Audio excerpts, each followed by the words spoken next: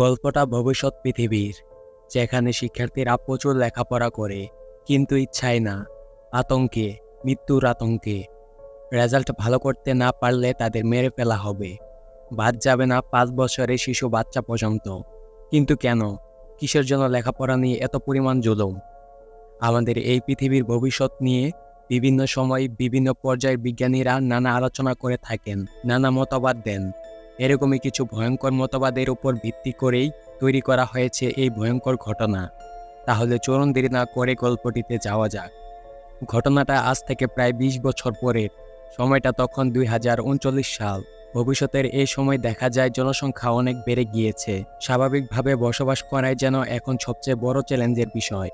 এই সমস্যা সমাধান করার জন্য আমেরিকান সরকার থিনিং নামে একটি পদ্ধতি চালু করেন। এটা আসলে একটি পরীক্ষা, যে পরীক্ষায় প্রাপ্ত নম্বরের উপর ভিত্তি করে দেশের বসবাসের অধিকার দেওয়া হবে। যারা এই পরীক্ষায় কম মার্ক পাবে তাদের মেরে ফেলা হবে। এক কথায় এটাকে বলা যায় নিজের অস্তিত্ব টিকিয়ে রাখার পরীক্ষা। তো আজকে এখানে 18 ঘন্টা পরে থিনিং পরীক্ষাটি অনুষ্ঠিত হবে। এক বাসায় দেখা যায় দুজন ছেলে মেয়ে গভীর মনোযোগে এই পরীক্ষার প্রস্তুতি নিচ্ছে। মেয়েটির নাম হলো লিনা, আর ছেলেটির নাম হলো সাইমন। তারাও অনেক চিন্তিত। সাইমন বলে সে অন্য সব সাবজেক্টে পাশ করতে পারলেও ম্যাথে পারবে না, তাই এবার তার মৃত্যু নিশ্চিত। তখন লিনা সাইমনকে এক ধরনের লেন্স দেয়। এটা সাধারণ কোনো লেন্স নয়, এগুলো পরীক্ষায় চিটিং করার জন্যই বিশেষভাবে বানানো হয়েছে। লেন্সে নানা প্রশ্নের উত্তর সেভ করে রাখা যায়। এটা বানিয়েছে লিনা। এগুলো সে শিক্ষার্থীদের মাঝে বিক্রি করে থাকে। এই দেশের গভর্নর ছিলেন ডক্টর ডিন। তার একটি ছেলে রয়েছে যার নাম হলো ব্ল্যাক। ব্ল্যাক তার গার্লফ্রেন্ডের সাথে দেখা করতে আসে। তার গার্লফ্রেন্ডের নাম হলো ইভা। ব্ল্যাক অনেক চিন্তিত ছিল, কারণ তার পরীক্ষার প্রস্তুতি ভালো হয়নি, আর এজন্য ইভা তার ভয় একটু কমানোর জন্য কিছু সময় ঘোরাফেরা করে। কিন্তু তখনই ব্ল্যাকের বাবা লুক তাদেরকে দেখে ফেলে। তার বাবা অনেক রেগেছিলেন, কারণ আগামী সকালে তার এত বড় একটা পরীক্ষা, অথচ সে আজ গার্লফ্রেন্ডের সাথে ঘুরে বেড়াচ্ছে। তিনি ব্ল্যাককে বলেন পরীক্ষায় মনোযোগী হতে, বেঁচে থাকলে এরকম অনেক সম্পর্ক করা যাবে। পরের দিন সকালবেলা, পরীক্ষার আর মাত্র 3 ঘন্টা বাকি। পুরো স্কুল সেনাবাহিনী সহ নানা গার্ডদের আওতায়। একাধিক ক্যামেরায় সবকিছু মনিটরিং করা হচ্ছে। একে একে সব শিক্ষার্থীদের আসা শুরু হয়। সবাই লাইন ধরে এগোচ্ছিল। এই লাইনের ভিড়ে সাইমনও ছিল। একটি ছেলে ধাক্কাতে সে নিচে পড়ে যায়, আর এতে তার চোখে থাকা সেই লেন্সগুলো সেখানে খুলে বেরিয়ে পড়ে। সেগুলো খোঁজার কোনো উপায় ছিল না, কারণ সবকিছু গার্ডরা মনিটরিং করছে। তাই লেন্স বাদেই সাইমনকে এগিয়ে যেতে হয়। এদিকে গভর্নরের ছেলে ব্ল্যাক লিনার কাছ থেকে এই লেন্সগুলোই কিনে নিতে চায়। লিনা বলে তার কাছে যা ছিল তা সব বিক্রি হয়ে গিয়েছে। প্রত্যেক শিক্ষার্থীদের সাথে তাদের বাবা মারাও এসেছেন। তারা তাদের সন্তানদের শাবাশি দিচ্ছেন, কারণ এই পরীক্ষা তো সাধারণ কোনো পরীক্ষা নয়, এটা হচ্ছে জীবন মরণের পরীক্ষা। শিক্ষার্থীদের বিভিন্ন পর্যায়ে চেকিং করা হচ্ছিল। এক শিক্ষার্থীকে দেখা যায় সে তার হাতে কিছু একটা লিখে এনেছে। ছেলেটি তখন পালানোর চেষ্টা করে, কিন্তু তাকে দ্রুত ধরে নেওয়া হয়। এ পরীক্ষায় চিটিংয়ের শাস্তি সরাসরি মৃত্যুদণ্ড। সব শিক্ষার্থীরা স্কুলের ভেতরে এসে পৌঁছায়। এরপর সবাই যার যার এক্সাম হলে গিয়ে উপস্থিত হয়। দেখা যায় পুরো স্কুলকে লক করে দেওয়া হচ্ছে, আর এর সাথেই শুরু হয়ে যায় সেই কাঙ্ক্ষিত পরীক্ষা। প্রত্যেককে একটি করে ট্যাবলেট দেওয়া হয়েছে। এখানেই 120টি প্রশ্নের উত্তর দিতে হবে। সময় 2 ঘন্টা। থমথমে এক পরিস্থিতির মধ্য দিয়ে শেষ হয় এই পরীক্ষা। সবাই খুব চিন্তিত ছিল, কারণ জীবন মরণ এই পরীক্ষার উপরই তো নির্ভর করছে। 5 মিনিটের মধ্যেই সবার ফলাফল চলে আসে। যাদের নাম ডাকা হবে তারাই পরীক্ষা সব থেকে কম মার্ক পেয়েছে। একে একে তাদেরকে থিনিং করা হবে, অর্থাৎ তাদেরকে মেরে ফেলা হবে। এখানে দেখা যায় সাইমন পাশ করতে পারেনি, আবার অন্যদিকে ব্ল্যাকের গার্লফ্রেন্ড ইভাও পাশ করতে পারেনি। এখান থেকে পালানোর কোনো উপায় নেই। তাদের দুজনকেই থিনিং এর জন্য নিয়ে যাওয়া হচ্ছে, কিন্তু ব্ল্যাক তার গার্লফ্রেন্ডের থিনিং হওয়া মেনে নিতে পারে না। ব্ল্যাকের বাবা তো গভর্নর ছিল, তাই সে তার বাবাকে বলে ইভাকে বাঁচিয়ে নিতে। কিন্তু তার বাবা বলেন এখানে তার কিছু করার নেই, নিয়ম সবার জন্যই সমান। কিন্তু ব্ল্যাক এটা হতে দেবে না। সে সেখানে গিয়ে গার্ডদের আটকে নেয় আর ইভাকে পালাতে বলে। কিন্তু ইভা অনেক চেষ্টা করেও শেষ পর্যন্ত পালাতে পারে না। গার্ডরা তাকে ধরে নেয়, আর তাকে থিনিং এর জন্য নিয়ে যাওয়া হয়। আর অন্যদিকে যারা ভালো ফলাফল করতে পেরেছে তাদের সবাইকে স্বাগতম জানানো হয়। তারা সবাই যোগ্য নাগরিক। তাদের জন্য বিশেষ অনুষ্ঠানেরও আয়োজন করা হয়েছে। কেটে যায় 1 বছর। বছর ঘুরে আবার সেই থিনিং পরীক্ষার সময়টা চলে এসেছে। 24 ঘন্টা পরে সে পরীক্ষাটি অনুষ্ঠিত হবে। গত বছর যারা এই পরীক্ষায় পাশ করতে পেরেছিল তাদের আবার এই বছর পরীক্ষা দিয়ে এ বছরের জন্য বেঁচে থাকার সার্টিফিকেট নিতে হবে, অর্থাৎ প্রতি বছরই পরীক্ষা দিয়ে টিকে থাকতে হবে। লিনা তার বাসায় পরীক্ষাটির প্রস্তুতি নিচ্ছিল। অন্যদিকে ব্ল্যাক বুঝতে পারে এই পরীক্ষাতে অনেক কারসাজি রয়েছে, কারণ সে তেমন একটা ভালো পরীক্ষা না দিয়েও প্রতিবারই কেন জানি পাশ হয়ে যাচ্ছে। তবে ব্ল্যাক এটা হতে দেবে না। সে এবারকে হারানোর কষ্ট আজও কাটিয়ে উঠতে পারেনি, তাই সে থিনিংয়ের জন্য চলে যেতে চায়। এই জন্যই সে এবার ঠিক করেছে সে সব প্রশ্নের ভুল উত্তর দেবে। সে একটা ভিডিও রেকর্ড করে, আর সেখানে সে বলে রাখে আজকে কেন সে ইচ্ছে করেই সব প্রশ্নের ভুল উত্তর দিতে যাচ্ছে। পরীক্ষার আর মাত্র 3 ঘন্টা বাকি। ব্ল্যাক পরীক্ষার জন্য বের হয়। রাস্তার এক পোস্ট বক্সে এসে তার ভিডিও রেকর্ডটি ফেলে রাখে। এটা আবার সেখানে থাকা গভর্নরের অ্যাসিস্ট্যান্ট দেখে ফেলে। ভিডিও ক্লিপটি তিনি সরাসরি গভর্নরের কাছে নিয়ে আসেন। ব্ল্যাকের বাবা বুঝতে পারেন তার ছেলে আজ ইচ্ছে করে ফেল করতে যাচ্ছে, কিন্তু এটা তো হতে দেওয়া যাবে না। যে করে হোক না কেন ব্ল্যাককে বাঁচিয়ে নিতে হবে। অন্যদিকে লিনাকে দেখা যায় সে স্কুলে পৌঁছে গিয়েছে। লিনার প্রিপারেশন অনেক ভালো হয়েছে, তাই তার কোনো চিন্তা নেই। কিছুক্ষণের মধ্যে পরীক্ষাটি শুরু হয়ে যায়। দেখা যায় ব্ল্যাক একের পর এক ভুল উত্তর দিয়েই যাচ্ছে। এদিকে ব্ল্যাকের বাবা অর্থাৎ গভর্নর পরীক্ষার কমিটিকে বললেন। তিনি বলেন তার ছেলের রেজাল্ট পরিবর্তন করে দিতে। তার কথা মতোই সবকিছু করা হয়। দীর্ঘ 2 ঘন্টা ধরে চলে এই শ্বাসরুদ্ধকর পরীক্ষা।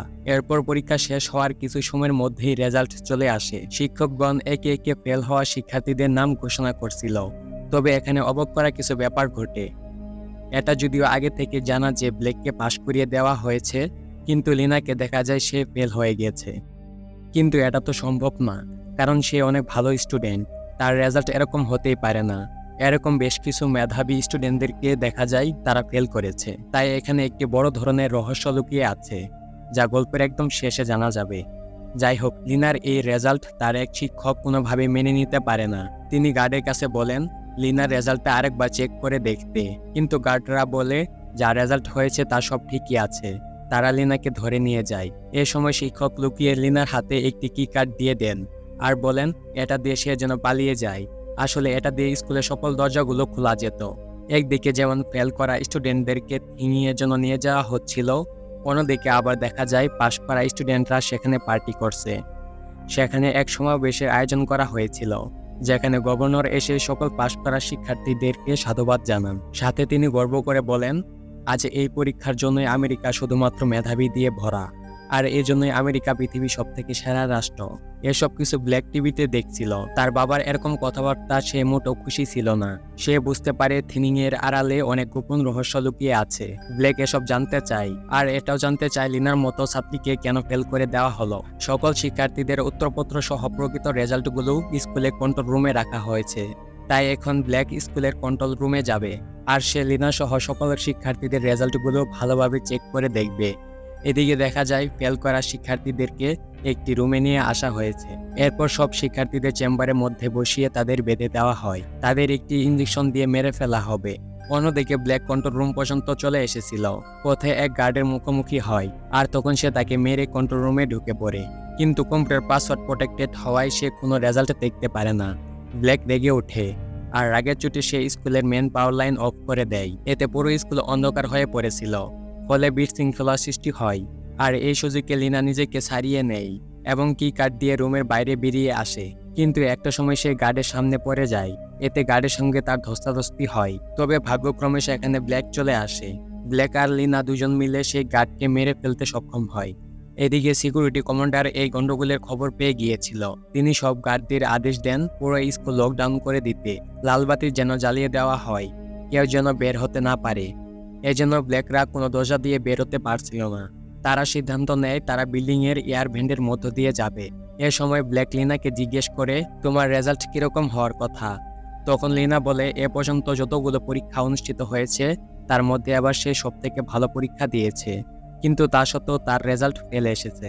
ব্ল্যাক তখন বলে আর আমি ইচ্ছে করে সব কয়েকটি ভুল উত্তর দিয়েও পাশ করেছি।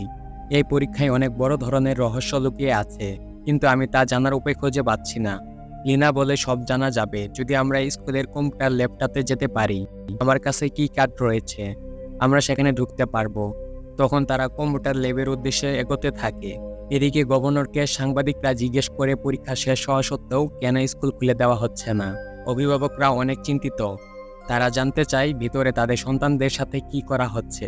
এসব কিছু নিয়ে এখন শহরে এক অস্থির অবস্থা বিরাজ করছে।